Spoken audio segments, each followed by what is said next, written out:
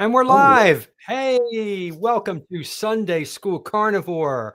I am John LaSpina, your carnivore teacher, the headmaster. I've been labeled. I'll accept it. And we have Stephanie at Happy Sexy Health, and she is our Secretary of Education. She's not the disciplinarian anymore. And and I don't know if you all know, but the secretaries of the school run the whole show. Nothing works without the secretaries, believe me. So she is probably the most important person in the world. And then we have our good friend George Goodenough, personality, the man I have to follow, who is an amazing MC who took over the last couple of weeks. I can't be you, so I just have to be me. And you have an amazing personality. All of us have amazing carnivore stories. We have a wonderful guest. We're hoping will pop in real soon, Dr. Nelson, who's going to tell us how he came to carnivore and what he's doing. The three of you and many others are part of a training program, so I'm sure we'll be talking about that as well. So why don't we go ahead with little, quick introductions for anybody who happens to be watching us for the first time. And we'll start with Stephanie. Hello, everyone. Thanks, John, for the intro. Great to have you back as headmaster. And I'm Stephanie, and I am at Happy Sexy Health. I found Carnivore a few years ago, and I'm absolutely loving and thriving being a carnivore. And I help people get back to happy, sexy health through primal eating and to reverse diabetes in 3 weeks, type 2. Over to you, George. Okay, so my name is George Goodenough. I'm your 59-year-old still carnivore friend from Bridgewater in Somerset in England. And I came to carnivore totally by accident after I was diagnosed with type 2 diabetes and morbid obesity on the 1st of March 2022. I had no idea what carnivore was, never heard of it. All I knew is that carbohydrates were a problem. So I went away and cured type 2 diabetes even before I found carnivore, then eventually found my way to carnivore through the wonderful Kelly Hogan and Dr. Ken Berry, who did the video Woman Eats Only Meat for 13 years. It was an hour long, and in the words of Amazing Grace, how precious what did that grace appear the hour I first believed. And that was the hour that I first believed. Because I was slowly transitioning and because I'd already actually cured type 2 diabetes, I didn't really see the need to go carnivore. So I spent another year on keto until I started discovering about the horrors of fiber and the plant toxins and everything. And that was eventually, with the help of our mutual friend, John Larry Allhands, Chief Warrant Officer Larry Allhands of the Carnivore Soldier. He eventually convinced me to go full-blown carnivore, which I did in September 2023. Now, life has moved on a lot since that time, and I'm now fantastically busy in the carnivore world, to the point where it's taken up my time so much that on my 60th birthday, I will receive a bit of a military pension. So I've given up the day job. That will come to an end next week, and the September of this year is basically going to be my carnivore month. Why? Because I'm so wretchedly busy. First things first, even though I'm so busy, I don't think I could do it alone, but I'm very, very fortunate to have two fantastic lionesses in my life, helping me to run my life. The first one being Lainey, who probably is watching from the kitchen, I would imagine, my wife of 21 years. And she is such a support to me on the administration side of things. I had a bit of a meltdown over trying to book a suitcase onto a plane this morning, and Lainey was there to help me and to talk me down through it.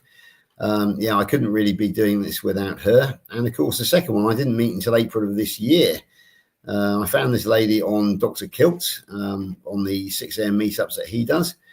And through a mutual friend, another wonderful lioness called Lauren Tucker, I was able to contact her. And she has become very much an important part of my life ever since. We joined forces officially on June the 7th when I joined Facebook. And that was the same day that I joined the course. I actually joined the course with Dr. Nelson. And she followed suit. And by the end of that day, she and her sister were also actually signed up for the course. As you know, I was a co-founder of the Great British Meetup, and this young lady volunteered to be part of the committee, and was a fantastic success as a speaker there as well.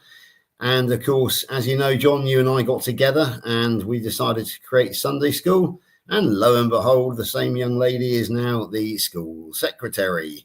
So yeah, Stephanie, without you, I really could not have been doing the massive work that we've done. You've been absolute rock to me. So you and Lainey, yeah, it's wonderful to have you both so close in my life. And yeah, thanks very much to both of you.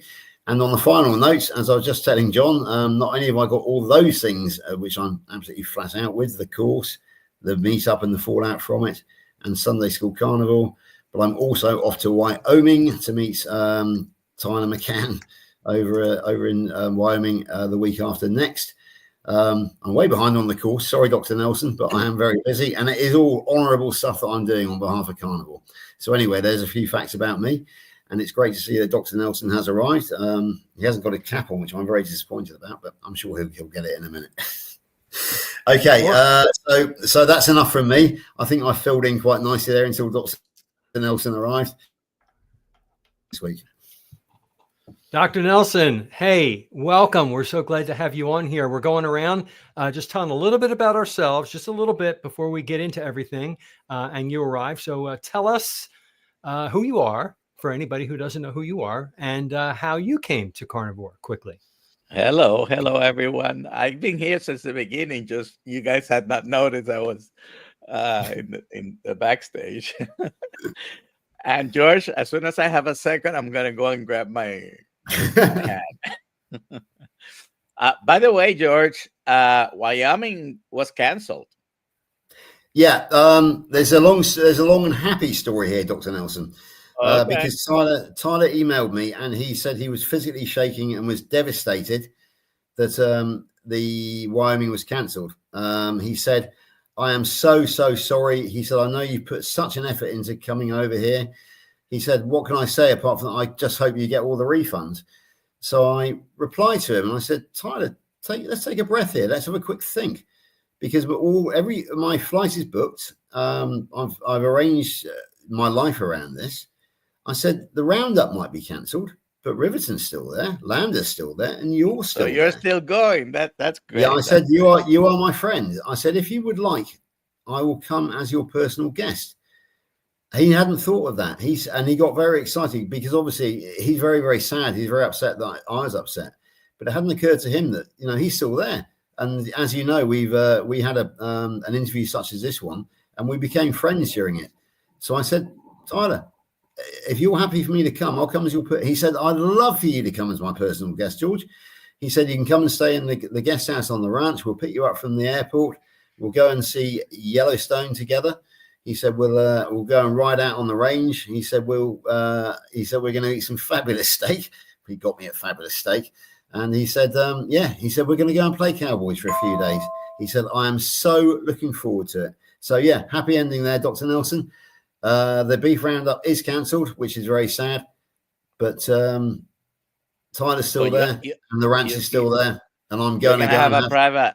I'm going to go and be his personal guest for a few days. It's not brilliant for either of us really, but on the other hand, we will have some fun, and it is a good consolation, shall we say? Magic. All right, so. Make a long story short, because mine is long. This was me before. This was me after. Lost over 100 pounds. Put diabetes in remission. Reverse hypertension, and a list of 10 other things at least. I've been 773 days carnivore today, and life is good. Life is good on Carnivore, is it not, everybody? Do we all agree? I have never been happier. I have never felt more satisfied and satiated. Sleep, stress, everything functions optimally when you remove the toxins and you eat what your body is supposed to eat. And it's that simple. It's just so amazing. And I thank Dr. Kiltz for that outlook. He always says everything that he talks about, everybody who has questions, it always comes down to the funnel of it's very simple. Remove the toxins, eat what you're supposed to eat, and everything falls into place. Now, everybody's body chemistry is different. Everybody has different problems that they're trying to fix. Weight is one of the main reasons we come to this. Look at Dr. Nelson's pictures. I know I lost some weight. I know George lost some weight, but I mean, this is the species appropriate diet that heals and makes us feel at our best. And the optimized version of ourself is the phrase I always like to use. And how can you argue with that?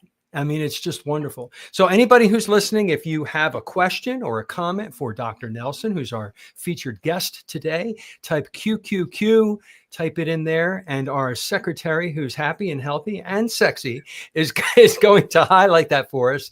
And we'll go around and we'll try to answer your questions, or maybe she'll just highlight a comment if you have something real good to say. So where do we want to go from there, guys? Well, I would love to hear a little bit more of Dr. Nelson's story, Yeah. if that's okay. That's why he's here. Yeah. Dr. Nelson, I'm looking at that photo on the left, and you can't even fit within that little screen you've got there. There's so much of you. So I'd love it if you gave us some numbers around it. You know, how you were feeling, what you were suffering from, what drove you, because it's hard to make that change. So I'd love to hear a little bit more about it before we go over to the questions, if you can. So here I was in that picture about 315. I think my highest though was 320 to 325. And in this picture here, I'm 205. So over 100 pounds difference. Took me about 8 months to go from, not 8 months, actually 14 months, because I started for 6 months with a strict keto diet and then went carnivore. And I've been carnivore, like I said, 773 days, because I just looked it up. And boy, where do I start? For almost 40 years, I was like this. I'm back to my wedding weight. I'm back to my high school weight.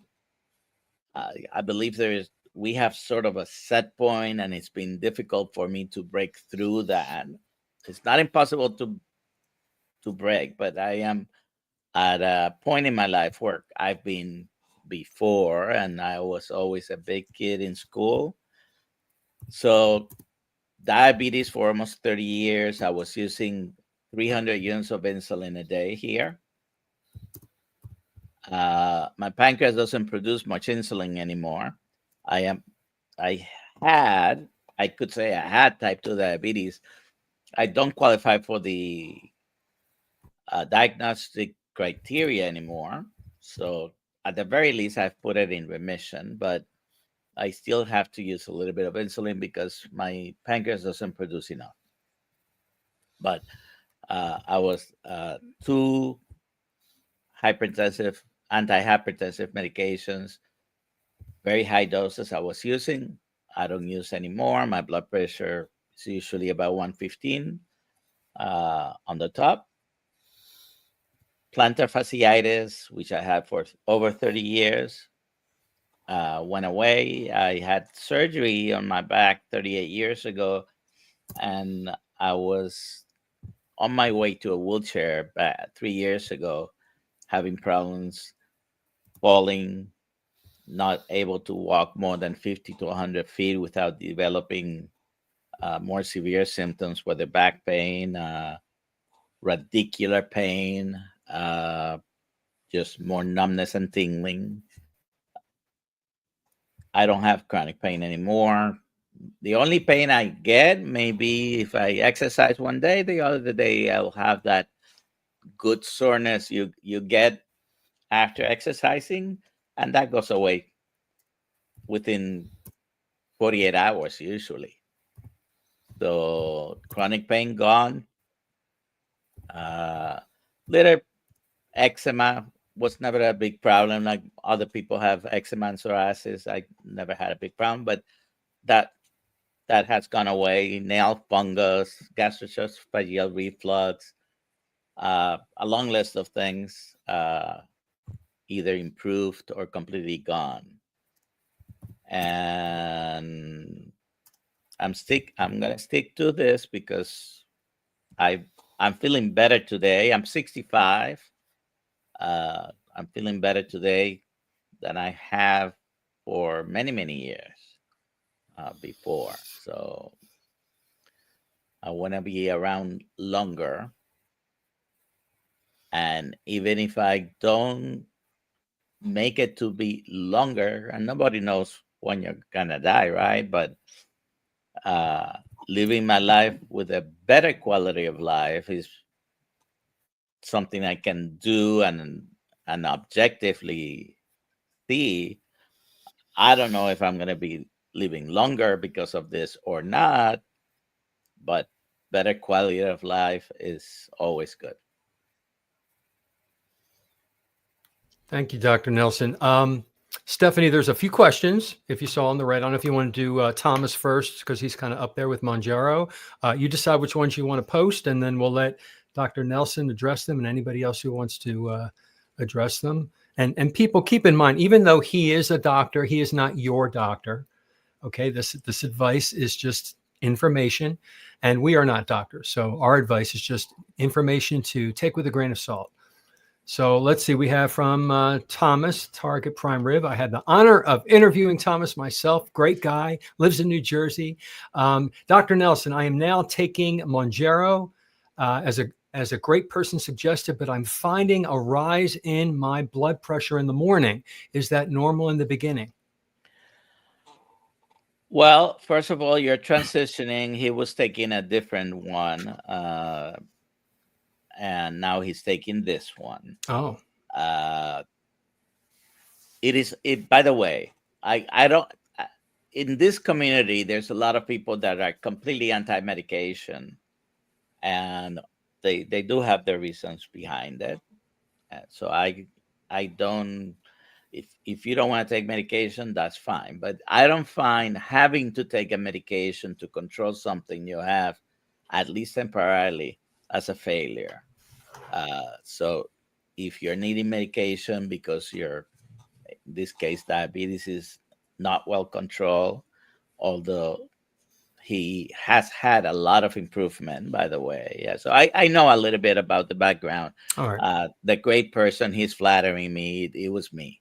But Monjaro among the GLP-1s is probably the best one out there right now.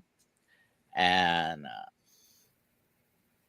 first of all, the transition, yes, there'll be a difference. Second of all, the equivalent doses, I don't know if they put you at a maximum dose of Monjaro or just started from the lowest dose. That would also have a little bit of influence. We can talk later about it, Tom, but yes, it's the transition may have you with a little bit higher glucose. All right. Thank you for answering that. Another one there, Steph. Let's see. All right. Tony, my friend who comments on my YouTube channel. We talk every day. We comment back and forth. Good guy. He's down under. I don't know what time it is down there. Tell us in the credits there. What time is it for you right now? I think it might not be a comfortable time of day, but thank you for being here. He says, I was a vegan, so this is new to me, but definitely feeling my best health as keto carnivore. Excellent comment. I am excited for you. You have your whole adventure ahead of you, and it's only going to get better as you continue to eat properly. All right, let's see. Papa Carnivore. All right, my good friend who lives a mile or two away from me. No, I think it's like 5 miles away from me. He's just east of me here in Boca Raton. And he is talking to Tony saying, that's great. I've been carnivore for 921 days. He's got his count number down. to 101 pounds, reverse type 2 diabetes, high blood pressure, fatty liver, arthritis, acid reflux, brain fog, IBS, depression, anxiety, ADHD, and all. Is that all, Popcorn Peter? Is that it? I mean, come on, make your list longer. Myself It is. Myself and Papa Carnival, where the mirror images of each other from across the pond. Yeah, it's basically my story. We've joked about this in the past. I can't wait to actually meet Peter, but John, he knows about him, and we're kind of the same. Do not encourage him, because his list is actually over 30, definitely over 30 different. I know. I interviewed Peter as well, and it is he is a miracle. The carnivore diet, eating properly, is the miracle. You know, everybody gives credit to this doctor or to this. I mean, you're doing it. You're doing it by making the best decisions for yourself, and that is to avoid all the noise and eat what your body's craving. And he did that, and he got healthy. You know, we all do this. A lot of us start to lose weight. I mean, that's why I started. I could see that Dr. Nelson lost weight. I know that George lost a lot of weight. Everybody talks about the weight, but then you realize all these amazing other benefits that are probably more important than the weight. The weight is just a sign that you're getting healthy. By the way, I didn't start because of the weight loss is nice. Of course, you can see the difference, and that's what people see. My main reason for going carnivore was I wanted better blood sugar control, and I did it by going carnivore. Oh, all right. You did it for that reason and saw all the other benefits. That's great. Yeah, if we can just talk about not saying that I didn't want to lose weight, but my main reason was my blood sugar. Your reason was different, than most people's. I'm seeing a comment here, and I think it's funny, so I want to highlight it. Thomas says, so I have lamb fat, chicken fat, and beef fat on my hands. If I rub it on my head and hair grows, do you think I can get rich off of it? And I have to share something. Let me tell you what I do. I'm a bald guy, and I have a beard. All right. I take beef tallow, I render it, I let it solidify, I render it again, I solidify it till it's creamy. I mix air into it with a blender. I keep it in a dark area in my bathroom. I take a little bit every day, and I put it on my head and in my beard. My skin has never looked better. Never looked better. And it's a natural animal fat that mimics the sebum in my skin, and it's healthy. So I know you're joking, but I don't think it'll grow hair. But it's very healthy to use the natural animal fats as a skin lotion. Instead, if you read all the parabens and all the phthalates, all the horrible things that are in the things on the store shelf that you want to avoid. Long list of things. John, I have a question for you about that.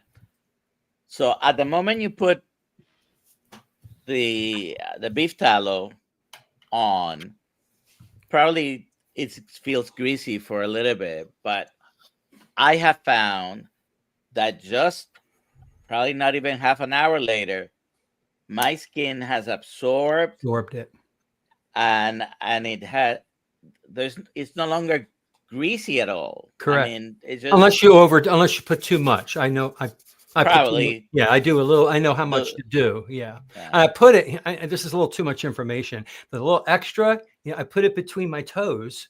I do, because years ago I used to have athlete's foot too. This is one of the things that disappeared when I went carnivore. But it's healthy to put it there too, or any calluses you have on your feet. It's just amazing animal products. I mean, think about it. We are an animal, and we're putting something similar on and in our body. It just makes sense. Yes, absolutely. Can I just talk about weight loss a second? You don't want to rub more stuff on your skin, George? No, not really. I'd rather have somebody else do it for me. We won't go there, shall we? Right. Okay. Yeah. Just point out that when I was actually diagnosed with type 2 diabetes, it was all about losing blood sugar, or lowering blood sugar, and getting rid of type 2 diabetes. Now, interestingly enough, in this country, the National Health Service suggests you try to lose about 5% of your body weight. and that is a massive achievement. Well, I've managed 42%. So, yeah, I had no idea that the weight loss would actually come to that point, but it came as a shock to the system. As I say, I now weigh the same as I did when I was 17 years of age. I never ever expected to see that again. So yeah, the 5% target which the National Health Service sets was passed probably in the first couple of weeks, and 42% was my final achievement. So, well, hopefully my final achievement, because I think I'm just about where I need to be now. And that's a fantastic looking hat you've got on there, Dr. Nelson. I'm very jealous, actually. We haven't got the Dr. Kilts hat as yet. Then no. Oh, that's not bad either. Ask Alia about the hat at kiltshealth.com. I think we're actually going to get we're going to get them with kiltshealth.com written across the top there. Yes, and I've been promised one. On the front, it doesn't fit because it's slanted. Yeah, but it's going to be on the back. It's going to say either Kills Health only, or it might say Dr. Nelson and then Kills Health. Okay, so we'll have to wear them. We'll have to wear them the wrong way around. I have a stack of those hats and baseball caps and a couple other. But here in Florida, it's so hot and humid this time of year. Like one day, if you remember, one Sunday I put one on just so I could be like George, and I had to take it off because it's hot. I remember, yeah. Even though my house is air conditioned, it's like I don't want it. I wear them in the winter to keep a little bit, because it gets a little cooler, and or if I'm going to be in the sun for a super long time, I'll put the hat on at some point. But by the way, John, we live about 3 hours away, maybe, about 3 hours probably from each other. But John and I go to the same barber. Yes, we do. Yeah. Is that the same one as me as well? And George, that barber's making a fortune. That's why I wear the cap, gentlemen. It's because my head is so bald. It's actually shining in the light. So looks good. I dazzle everybody. So I embrace it. I decided to embrace the baldness. You're going bald, live it. Absolutely. Take it in. Okay. Any other questions there for us, staff, that we can ask Dr. Yes, Nelson? we do. I have starred some questions and comments. So first of all, we have got Games Dogs. Do any of you take any supplements? Good question. Let's, you want to start with that, Steph? We'll go clockwise. Okay, well, I take very, very few supplements. When I first got my diagnosis of cancer, I was taking a lot. There's a lot of things that was suggested, but now I just take vitamin D and iodine. And my iodine supply is running low, and I've decided that I'm okay now, so I'm not going to continue with that one, but I am continuing with my vitamin D, which is so high now that the doctors are slightly worried about it. I'm not worried about it in the least, and I'm delighted that I'm now high, very high in the vitamin D stakes. So over to George. Should we have Dr. Nelson next? All right, either way, we can go counterclockwise or clockwise, either way. Dr. Nelson, you go. All right. So I think if you actually have proven that you have a deficiency, the supplementing of that particular thing, let's say vitamin D is low, then you should supplement. During my cancer treatments, I did supplement with multiple anti-glutamic acid enzyme natural supplements, coupled with some fasting and regular treatment. I'm not taking those anymore. I do take vitamin D because it was low almost 2 years ago, and I haven't checked it again. I take a few drops of iodine, just 3 drops every day. And occasionally, when I'm not fasting, I may take some beta hydroxybutyrate exogenous ketones. If I'm fasting, I recently finished 22 days of fasting, and for most of at least the last 10 days, my ketones were so high that I wasn't taking any exogenous ketones.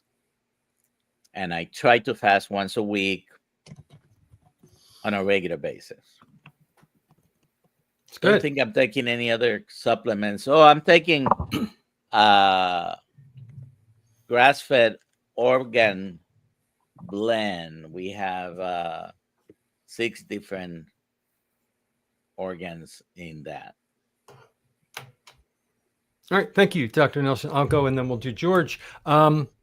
In the winter, when we have a little less sun here in South Florida, I will take a vitamin D3 with K2 to make sure that the calcium does not go into my heart and stays in my bones and teeth. And I will take those in a suspended oil that is either lanolin, which is the oil from sheepskin, or MCT oil. You got to be careful because the oils are almost always soybean or some other terrible seed oil we tell everybody Yeah, not my to have. vitamin D, by the way, is in coconut oil. Coconut oil, MCT. Yeah, so that's what you want to do. I do 3 drops of iodine on days that I don't have seafood. So like George, I take iodine.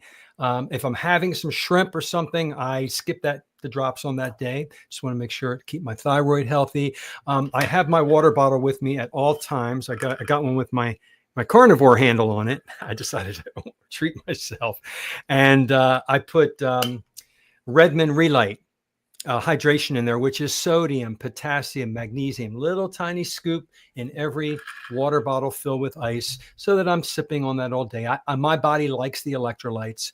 And every Monday, I take a selenium, 1 little selenium pill in case I had too much large fish and I want to chelate the lead or whatever.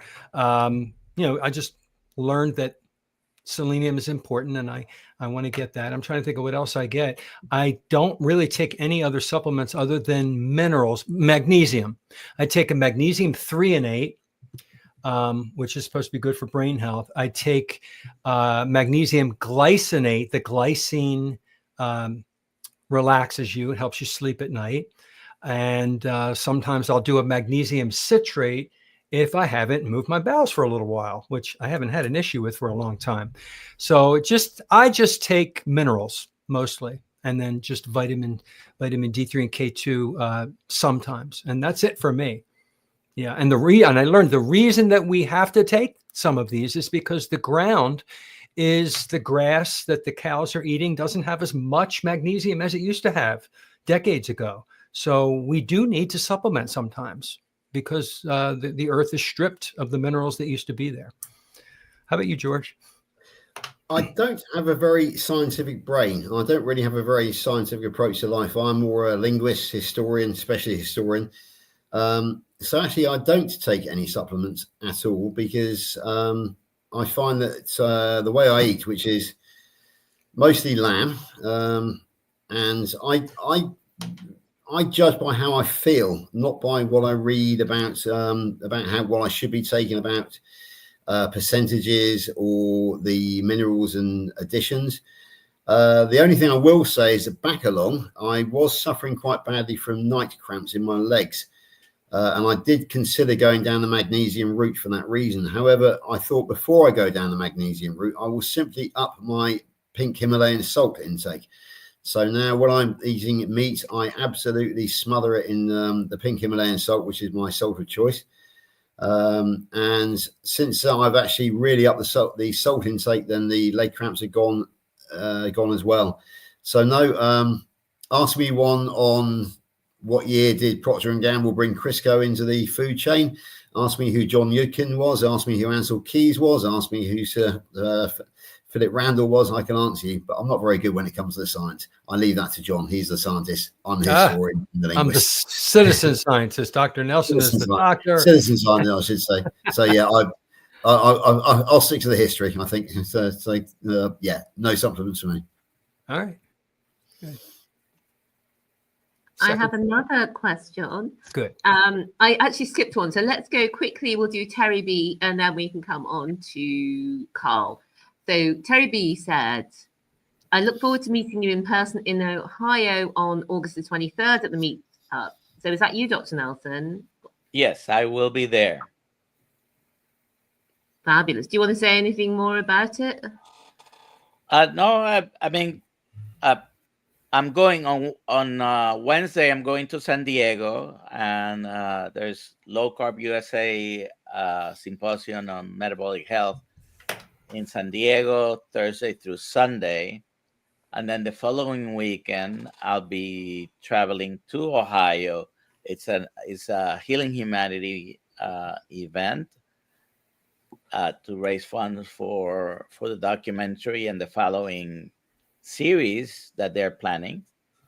And I will be one of the people that's going to be there talking. They found a comedy club actually to let us use the place for the event. Oh, So I have to polish off my comedy routine.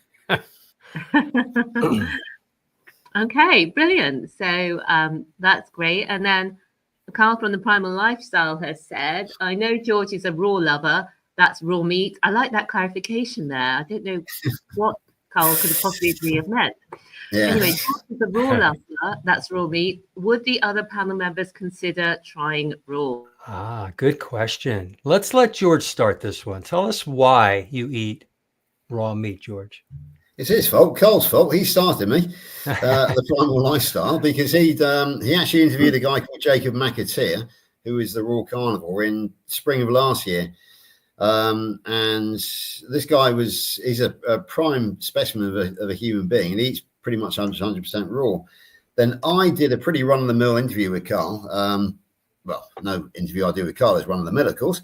But he took me by surprise. He said, "Are you going to go? I'm going to go raw. Are you going to go raw?" I said, "Well, no, I'm not, Carl. I'm doing very well on carnivore. Thank you. I don't need to go raw."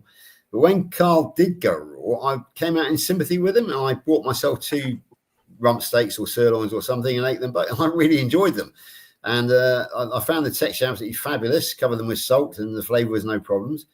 So I up to 4 steaks a week, 6 steaks a week, 8, and then 10. And now everything I eat during the week at work is raw steak, and specifically raw lamb steak. Now, yeah, I enjoy it, and it's also incredibly simple. It is the ultimate in simplicity, is eating raw. If you can get on with it, there's no cooking or washing up involved. You just chuck it on a plate. Well, you have to wash the plate up. Chuck it on a plate, smother it in salt, and away you go. And it's very quick, very easy. And I will say that I do believe that my gastrointestinal health has improved for eating raw in the last year or so.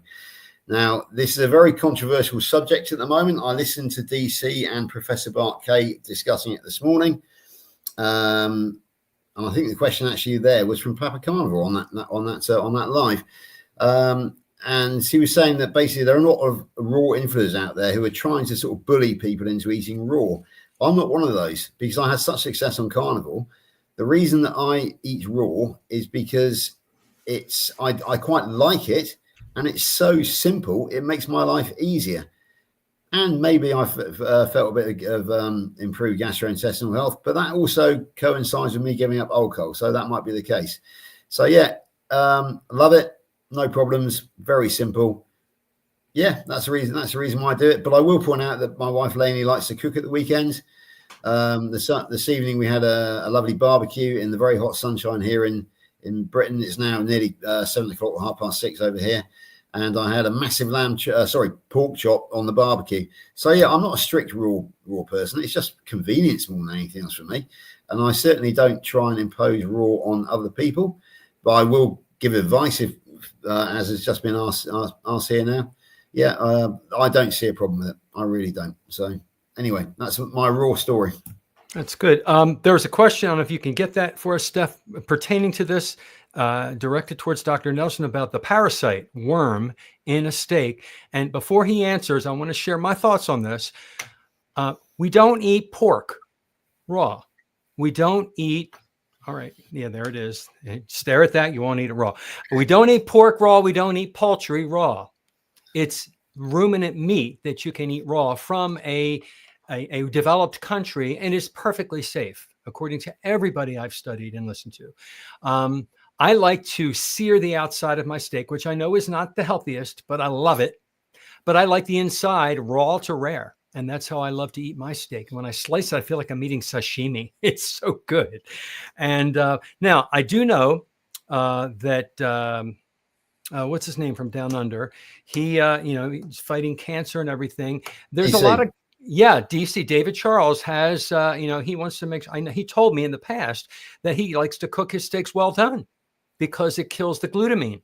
And if you're fighting cancer, glucose and the secondary fuel glutamine are the fuels for cancer. So people exercise and they cook their meats more than you normally would to lower the glutamine levels. So there's reasons, very healthy reasons to cook ruminant meat.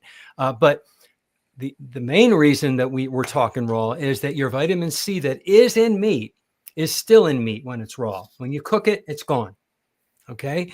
The heme iron, the retinol, all the nutrients go down when you cook them. So when you don't cook the meat, you're getting them in their most bioavailable, potent form in ruminant meat. I have to stress that we don't eat pork and poultry because they can have parasites in that picture that you don't want to eat, and bacteria and things. And, it's hand washing, it's handling, it's all those things that you should take care of. We need to talk about all the reasons, the things you have to do to eat raw that are correct. And that is the handling of the meat as well. So Dr. Nelson, can you share? When we talk about the incidence of any infection, we have to take into account the number of infections and the population in which that number occurs. So in the United States, we have 350 to 360 million people. There is no parasite in beef. I mean, the number is insignificant, period. That's the short story. Even trichinosis, and I don't eat pork, but even trichinosis, there are about 20 cases a year in the United States, and most of them are from bear meat. Okay? Now, I'm not advocating to eat pork raw, but that is the main reason people try not to eat raw pork. So even the pork supply is fairly safe if you want it. I'm not suggesting you eat it raw. Chicken, I would never eat it raw either. I've tried raw meat.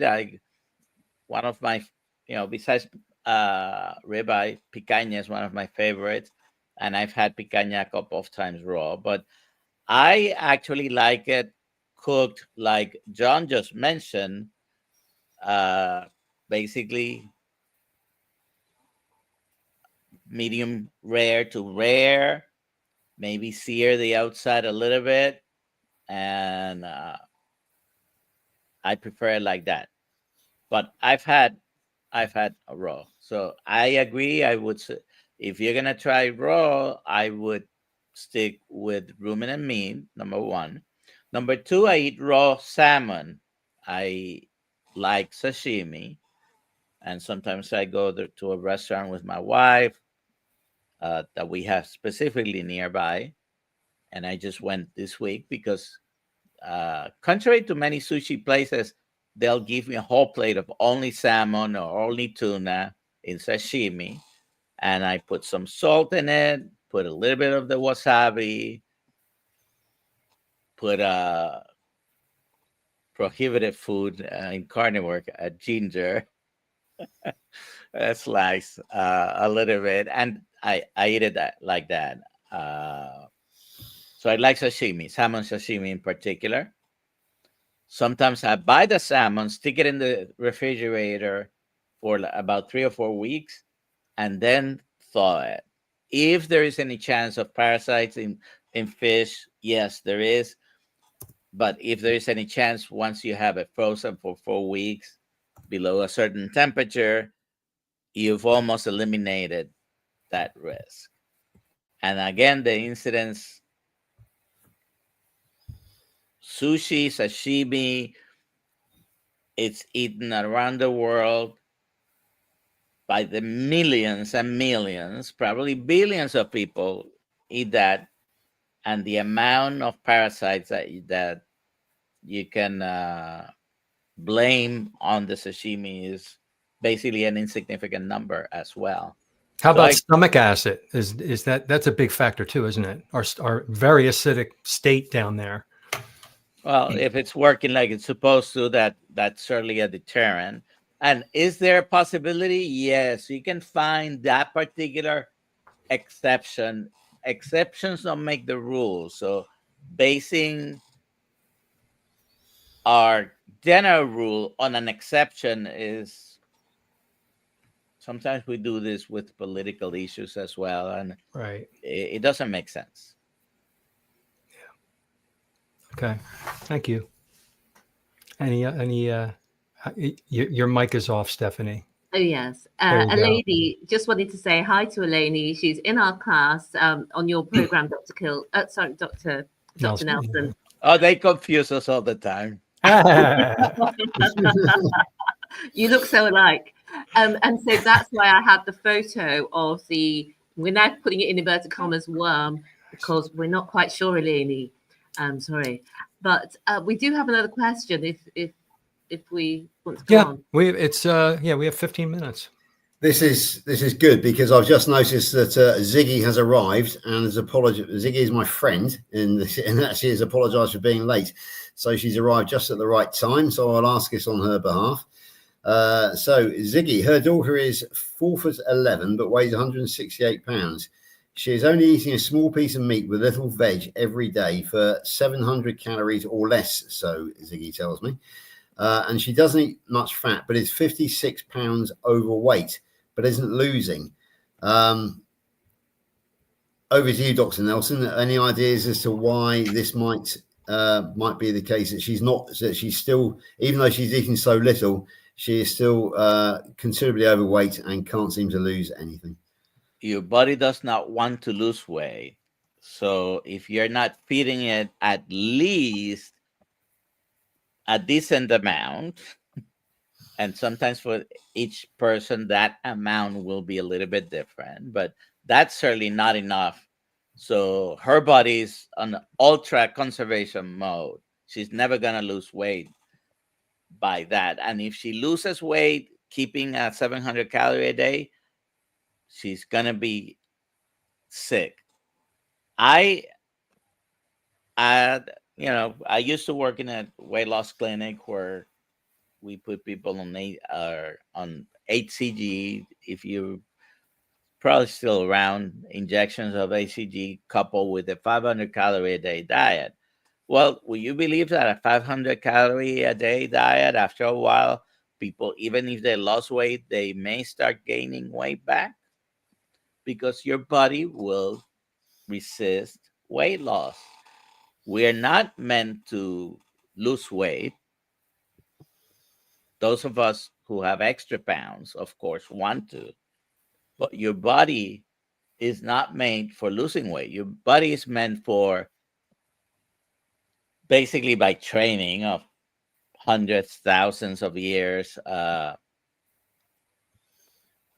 keep the weight and not waste it. Because when your body starts losing weight, your body thinks that you are in a famine. Okay? And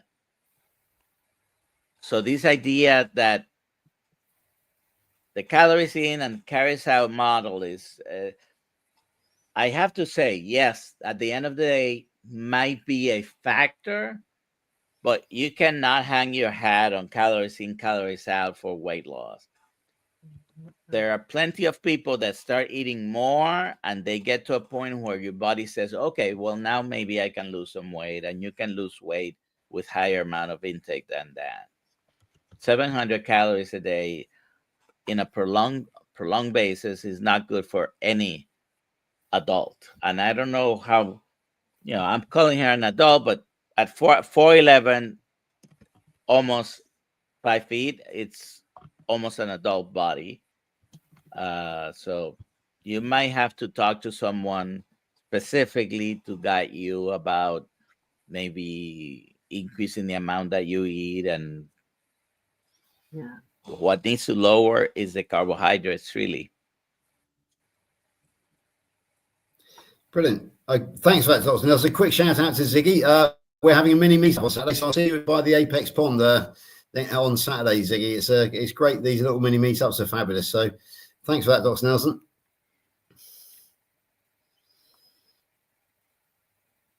John, you're on mute. John, you're muted. I'm so good at not doing that, and I did it. And I'm so conscious of that. All right, Steph, any other? We want to try to get to all these questions, and we're kind of coming to the end of our show here. We only have 9 minutes left. Well, I think we've actually got all the questions. I've got a few little comments that I could run through quickly that people made that I have starred. Just Tony T was saying that he's had 5 back surgeries. That was when you were talking, Dr. Nelson, about your many surgeries. He talked to me about that on my YouTube channel several times. You know, how do I get my back pain to feel better? And you know, I don't have the answer, but I do know that eating the proper human diet cannot hurt it. It can only help it. So give it time and patience. And you know, sometimes we still need to go to the doctor. You know, there may be some other things that are not diet related causing back pain. So don't rule that out, Tony. Yes, and Papa Carnivore says, yeah, all his pain is 100% gone. He had terrible bone-on-bone knee pain. Oh, horrendous. Back pain, could barely walk. Now walking 7 to 8 miles every morning, 0 pain. 63 and the same weight as when he was 19, 6'3" and 199 pounds. And I can vouch for that because I met him in person twice. We had a meal together too. He looks fantastic, and I've seen pictures. He showed me his phone. He showed me a picture of what he used to look like, and it's kind of like Dr. Nelson's before and after. It's like it doesn't even look like the same person. This is just amazing what eating right can do. I'll just do one more because we're running low. But shout out to Jonathan at Carnivore Muscle. He said raw versus cooked is context dependent. If a person is affected with poor health, it depends on the symptoms and issues. Otherwise, he would suggest people just have what they prefer that keeps them happy and healthy. Which I agree. Yeah. Great comment. Yeah, absolutely. All right. So, do we want to hit anything else before we do our closure here? We still have a little bit of time. I have a million topics I could bring up if we ever ran out. Yeah, just a little thing about community. As you know, community is my big thing. I am on a personal mission to try and unite the world with the global international community. And obviously that was why we organised the Great British Meetup. And off the back of that, we have a lot more people in our WhatsApp groups now. And WhatsApp groups are very, very good. And again, another big shout out to Steph, the star of the show, because we are on the course with Dr. Nelson. And as of this week, Steph instigated a students only WhatsApp group. So it's effectively become the common room for us students, even though we're spread from Canada to England. Students only, no teachers, I'm afraid, Dr. Nelson, but we are a mutual support group. I reckon we may got about half the class so far. So if anybody else knows of anybody else who would like to join, please shout, because we're all discussing how we're approaching the computerized things, how we're approaching the homework. I'm confessing to be a long way behind because I've been so busy recently. And yeah, we're all becoming friends. Before we were just faces on the screen and names, but suddenly this week we have now become personal friends. And as you saw, we even got the picture of the possible worm or vein earlier from Eleni, which we all commented on. So yeah, go out there, folks, find your community, WhatsApp groups, mini meetups, any way you can actually get community. And and the world's a small place now, because we are, Steph's in Wales, I'm in England, John's in Florida. In fact, Dr. Nelson's in Florida as well. It's a small place. Let's go out there and let's make our community. Can we put the WhatsApp link or whatever information, Stephanie, George, in the show notes or of this video? It's just for the group, the lesson, the class. Sorry. Oh, it's just for that group. Okay. I thought it was a bunch of people. Okay, let's go around. Or go ahead, Dr. Nelson. No, I was just gonna make a joke. because this is the Sunday Carnivore School, right? Yeah. So they're telling you, John, you're not part of the cool kids. I'm not. I'm that principal that nobody invites to the party because I don't want the boss there. Well, I was going to say, well, hang on a second, Dr. Nelson. Talk about, be careful what you're saying, because you're not invited to the students one either, and you are the boss. You are our teacher. You're the boss. So hey, it works both ways. By the way, in reference to the course, don't take this as a done deal because this is only an idea, but I am thinking that on the same Zoom link, we'll actually have some updated topics because I have a limited amount of topics. I only have one left. Everything else is relating coaching skills, but on the science part, this week we're going to be talking about the low carbohydrate diets and cholesterol. But there are so many other topics, and in the future we might have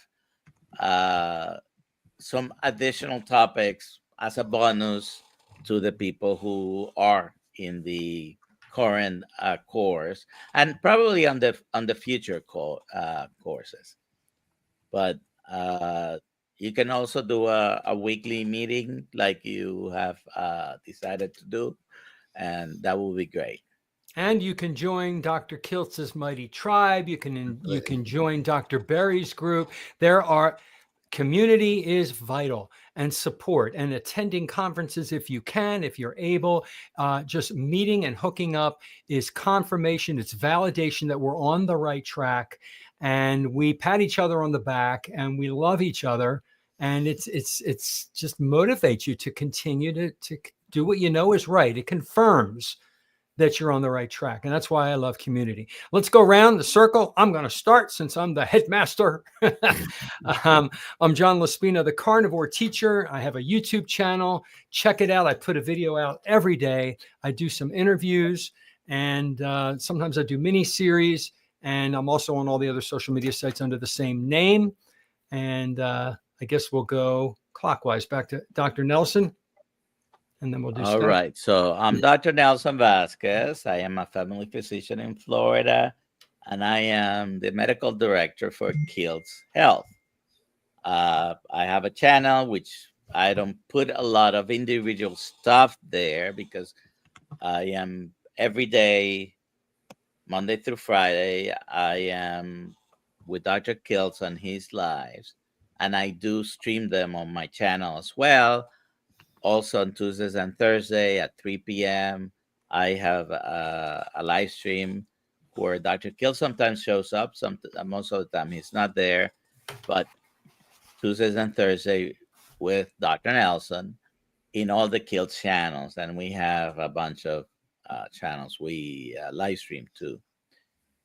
But go to @TheReal Dr. Nelson YouTube, subscribe. It's the same or a variation of the same in Instagram, Facebook, and TikTok.